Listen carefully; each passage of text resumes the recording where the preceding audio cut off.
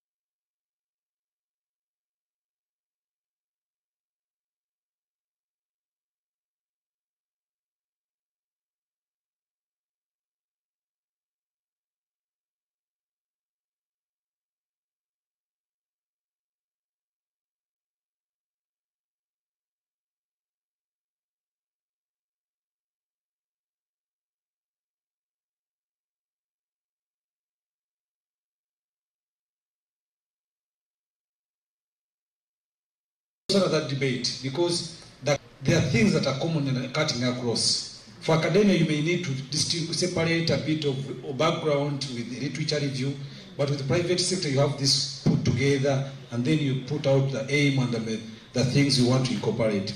But of course, what is most important, you have to have a background. The problem statement is some of the deliverables.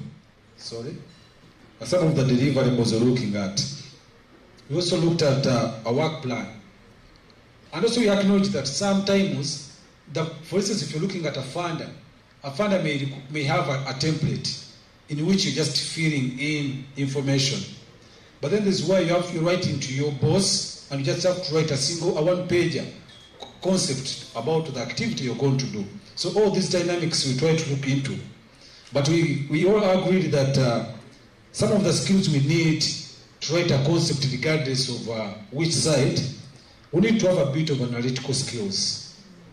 We need to have communication skills, that's in writing. We should be able to write. We should be good at storytelling, because what you're writing has to entice someone to keep reading and reading. Then you need budgeting skills, constructive, critical thinking skills, and planning skills. Issues came to discuss, is the concept not developed by an individual or a team? Should one individual have all these skills, or these skills can be shared across the different members of a group, and each of them, feeds into the final document. So we said that issues of budgeting, surely we can give. We've advanced from analog now to digital. So things you have to do a bit of Excel sheet, spray, how to use the softwares if you have to do your budgeting. Then the writing now also comes down to, besides training, from the side of academia, you have to read a couple of papers. Read a lot for you to build your writing skills. But then also, you could benchmark on other existing concepts for you to see how others have developed, have written their concepts, and then you advance and grow your skill. Analytical skills, we still talked about training and mentorship. Sometimes you need to be mentored. Maybe if you have an idea, you get someone senior to help you conceptualize, give it life. And also, that was about associating with others. Planning, we also discussed, because sometimes we find a concept is drawn from a proposal. You'd have a proposal and you're just summarizing the proposal. Sometimes you find you're starting with the concept to develop a proposal after. So those are also two sides of a discussion.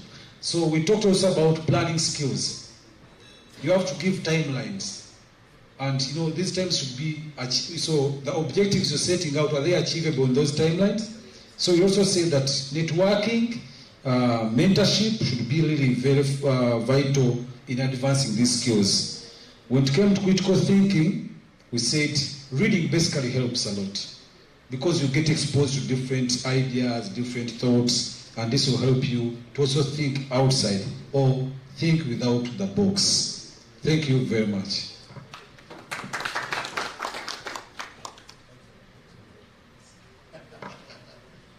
Prof said thinking outside the box. But how about we think without the box? Does it make it better? Okay, the very last team that has actually binded us all together from East Africa is of my friend Usama.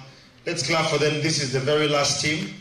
Please come forward and present. It's going to be represented by the team lead. And there is a lady there as well. This is support. Let's clap for them. They are coming, two of them. This is inclusion. No wonder Tanzania has a strong president. They know inclusion. The rest of us had a lot of very strong and wise and smart people, and they decided that the chairperson should be summarizing the points, and they select one very wise lady to do the presentation. So I welcome Madam Sarah to do the honor. Please, welcome. Thank you very much. Thank you very much, Alida. And I would also like to also explain to my colleagues, the stakeholders who are in the room, why you're seeing me instead of him. It's because the group has agreed according to the topic, because what you're supposed to discuss is participation of women, how participation of women can be enhanced in the renewable energy sector. And it was said that it is important that it's a woman to present that. Yes, that's why I'm here representing on his behalf. And from our discussion, we say that we need to identify and educate women and young girls about renewable energy. Yes, the question is saying women, but we've also improved it to young girls as well. Because if we go to a secondary school and you refer to that young girl as a woman, you might have emotions come up and they may not be able to harness what you're saying. So identifying and educating women and young girls in renewable energy is important by reaching out to them in schools through seminars and things in that line. Skilling of women and young girls still is also important, targeting especially women in STEM and also encouraging many to be part of STEM. Encouraging collaboration and leadership that is encouraging a number of women to take up space and take up leadership is also important. Also, policies that represent lived experiences should be encouraged. Policies that really represent what exactly is happening on ground, by sharing and ensuring that we get information from the people who are going through some of these experiences is important. Holding tangible discussions is important for governments and also companies or employers to also consider that.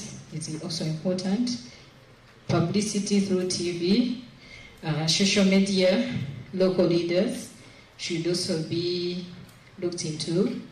Using champions or women leaders, but this one we further emphasized and said that should be according to the tangible results in terms of what they've done for the other gender or the lives they've touched, not by appointment, because we actually discussed challenges attached to that, and that's how we came up with that point as well, specifying it in that kind. And we also said that appreciation or awarding women who are doing something or promoting women in the renewable energy sector, awarding them, appreciating them, should also be looked into, or is something to also consider. And also encouraging associations or collaborations is also important, because it's important for them to see, discuss, and get to hear from people who have also lived some of those experiences. Also encourage each other to ensure that we go forward. So those are some of the points, but also looked at the negatives and said it should also be looked into, because we looked at a number of challenges, which I will not discuss here because it wasn't to be covered.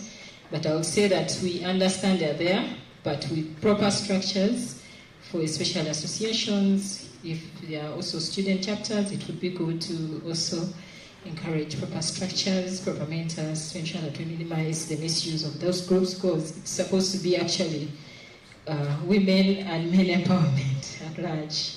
So we should embrace empowering each other in appropriate ways and not leaving each other behind. Thank you so much. Let's clap for her. So how does it feel to hear a voice of a woman after all the men we are talking this morning? How does it feel? Refreshing, senior? Yeah. We are going now for our panel discussion. It's going to be quite very brief because of time. Let me welcome Mr. Ismail Muyinda from USEA. Mr. Ismail Muyinda, let's clap for him as he makes his way to come up here. Let me have Sarah Babidie from UNAC to come forward. Let's clap for Sarah. And let me have Dr. Nicholas Mukisa to equally join us up here. Let's clap for Doctor to come up here. We are going to use the time we have with Doctor here today. At least we are sure that you gave us the whole day. And it's an honor to have you. Please, if you're still tweeting about whatever is happening here, the hashtag is ASERA2023. That's the hashtag, ASERA2023. And kindly tag.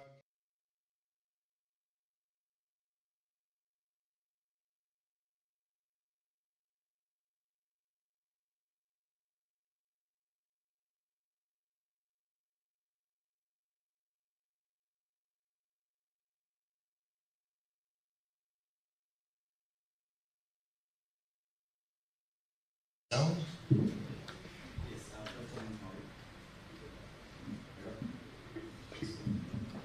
It works.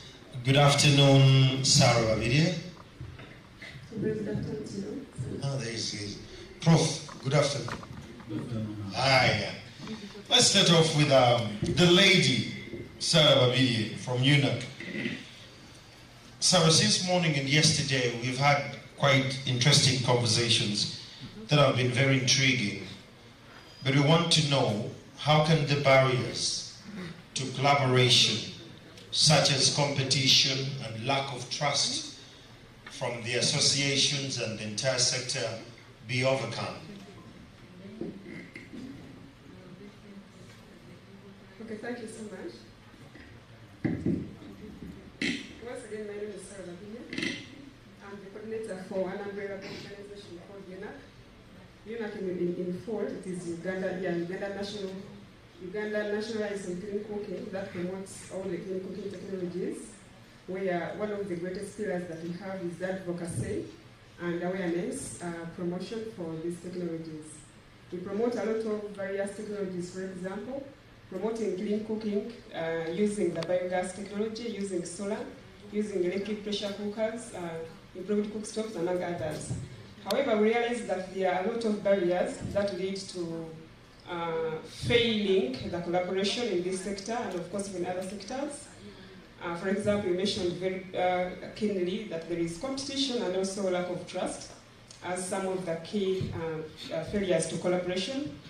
But then, before I can still come to the very question that you asked, in the renewable energy sector, for example, the technologies which are just coming up seriously, for example, the use of electric pressure cookers, we aren't really realized that there is a lot of competition because we realize that even most of the companies are importing or they are producing technologies or products that even are less.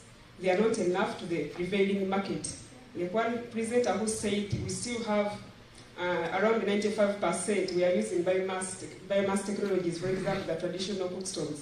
So these other new upcoming technologies, for example, the pressure cookers, for example, use of solar and biogas, we have not so much experienced the competition because even what is produced on the market is not so much enough because we don't have, there is lack of awareness for this, for people in the community to embrace and understand these technologies. But we can overcome some technologies, we can overcome these challenges, for example, mistrust, by trusting or building trust among the companies that we have. When there is trust, for example, in proper documentation, because I'm realizing some people or some companies kind of fear each other because there is no trust when there is no documentation of the sales they do, of all the transactions they make, they don't do enough documentation. So it comes like a way someone fears to trust the other because there is no any way of following up what has taken place with such kind of arrangements. Yeah. When you say there is no competition, sorry, you limited your scope to only the clean energy, cooking clean energy. I would like you to dig deeper into the entire sector, because part of what we discussed yesterday and the panelists agreed that there is mistrust. There is competition, and I won't allow it to just go when we've just given it to only one barrier. If you have collaborations, okay, how can we make competition healthy? Is that a better way to put it? How can we have healthy competition? Actually, yeah, we cannot avoid competition because one, it leads to healthier and really a productive sector or sectors. But then making the competitions healthy, we have to appreciate companies, all different sectors, all different stakeholders should appreciate and complement each other. For example, you have the solar, probably if you have the solar company, it should be, it's not competing with biogas, it's not competing with electric pressure cookers, but they should just complement each other. Okay, thank you so much. Let's talk to Mr. Ismail Muyinda from USAID. Mr. Muyinda, what are the best practices for governance and management if we do have collaborative initiatives in the renewable energy sector? Thank you very much. Raise it up a bit. Thank you very much. My name is Ismail Muyinda. And kindly just you know you're a tall man, huh? There. Thank you very much. My name is Ismail Muyinda from Uganda Solar Energy Association. It's the umbrella body for all solar energy companies in Uganda. The association was created in 2016, and currently we have 230 strong members, and they still growing. Back to your question, how can we have best practices to increase or enhance initiatives with governance and management? Okay. One is that we have a kind of a fragmented sector. Okay. We have different associations working independently, and find that I don't know what UNAC is doing. UNAC doesn't know what USAID is doing. We don't know what HPAU is doing. So one of the things that should be done is creating a joint like working secretariat. So in other words, we have a secretariat or a management structure that brings together different representatives from different associations. That should be one. So in other words, we have UNAC represented, we have USAID represented, we have biomass represented, we have wind represented, and hydro represented. That should be the first thing. So that we have kind of synchronized activities that we do. So in terms of governance, that should be one thing. Then two is that creating a joint renewable energy working group. We don't have one, like probably like if we had like a working group that brings together all these different associations together, that meets once in a month, okay, to discuss activities, projects, way forward, and all that. That would be also good in terms of management practices. And then also I participate or organize social network events and activities jointly. For instance, at the end of the year, last year, UNAC organized an event and did her best to invite different stakeholders in the market. So if USAID can also pick the same, HPA picks the same, biomass picks the same. So you find that if we have this kind of engagement, social networking events, professional working events, okay, it makes like synchronization of activities and projects easier. We get to know what the other partner organization is doing. So it makes governance and even execution of different projects and activities simpler, because at the end of the day, we have almost a similar goal which we are targeting at. So what you have to do is to better manage our management and interaction networking practices. Then the other point I look at is having a representative on the board. For instance, like you say, I can have a representative from UNAC on the board. Then UNAC can have a representative from USAID on their board. The same applies for biomass, wind, hydro, and all that. So that we have representation, okay, on different boards, and this makes it like it makes synchronization of activities and projects easier, and in terms of management, that will be. Then the other point I before you go to the other Isma, yes. Do you feel there is an inadequacy of structures and systems well built to make sure that whatever you're saying is feasible? It's music to the ears, but could it be possibly sabotaged by lack of systems and structures to make it work? What is happening right now is that most of the associations are working in silos, okay? They're working independently. That means there is not that linkage, okay, that brings together these associations together. For instance, there is biomass is presented right now, but I don't know what biomass is doing in their activities. We have projects we are doing, as you say, we don't know, biomass doesn't know what we are doing, UNAC doesn't know what we're doing. So neither says. But you're all working. We're all working. So if we break the silos and bring together, we create a linkage that brings together such that because like what I may be doing, for instance, like right now, USAID is working on developing a national strategy on developing project actions to promote productive use of renewable energy, and biomass is part of the productive use and renewable energies, but probably they are not participating, they are not part of it. Let's clap for Mr. Muyinda. I can hear your claps. He really hit you hard, so it's okay. But I love your honesty, Ndugu.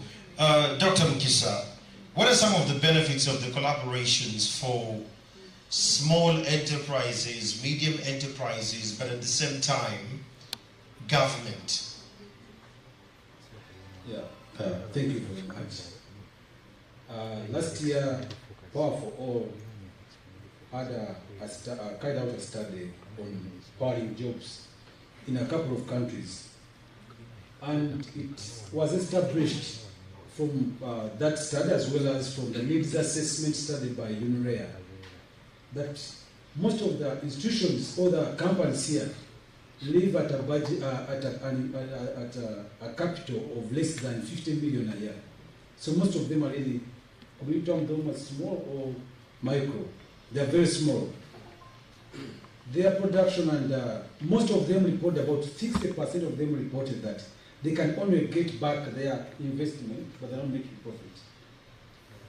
They're running as media, give energy experts or whatever enough time on air. And most of the companies are complaining to go and appear on TV. So because it's very expensive for many companies, they're coming together, collaborating. Like earlier mentioned, we can strike the target audience without necessarily going in traditional media, TV. The technology is of hands-on. People should have an interface with the technology. So I would say, let's